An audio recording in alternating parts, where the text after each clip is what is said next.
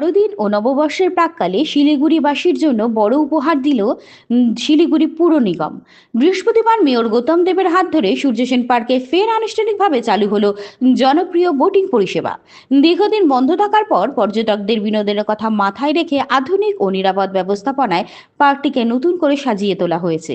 Mayor জানান, উৎসবের মরশুমে শহরের মানুষ যাতে পরিবার সহ আনন্দ উপভোগ করতে পারেন, সেই লক্ষ্যে এই দ্রুত পদক্ষেপ। বোটিং পরিষেবা পুনরায় চালু হওয়ায় দর্শনার্থীদের মধ্যে ব্যাপক উদ্দীপনা দেখা দিয়েছে, যা শিলিগুড়ির পর্যটনে এক নতুন মাত্রা যোগ করল। আছে আমাদের যে 4 সিটারে 60 টাকা করে এবং 2 সিটারে 30 টাকা করে আপাতত সেটাই আছে এই মুহূর্তে।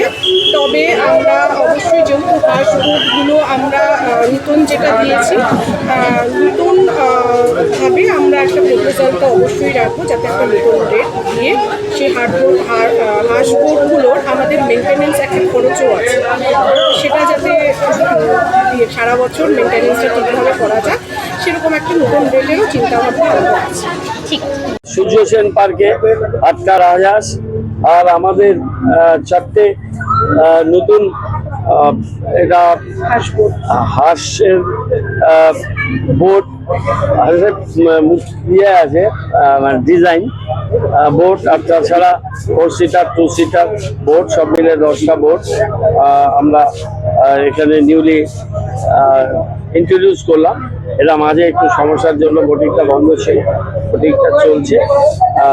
আমাদের রাজহাঁসগুলো একটু সৌন্দর্য বৃদ্ধি করবে, বাচ্চারা পছন্দ করবে এই হাঁসের রাজহাঁসই এটা। ওরকম বোটগুলো এবং অন্যান্য বোট, মাছও কিছু ছাড়লাম, আরো কিছু মাছ আমরা ছাড়বো।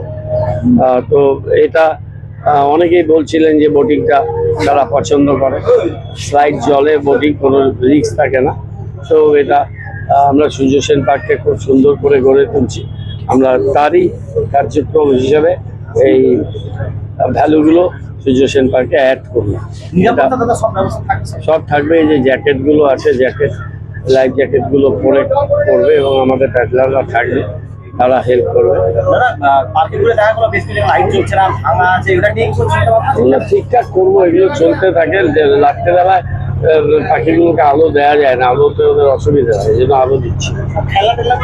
খেলনা নতুন খেলনার অর্ডার দেওয়া হয়েছে, খেলনাগুলো 2-4 দিনের মধ্যে আসবে।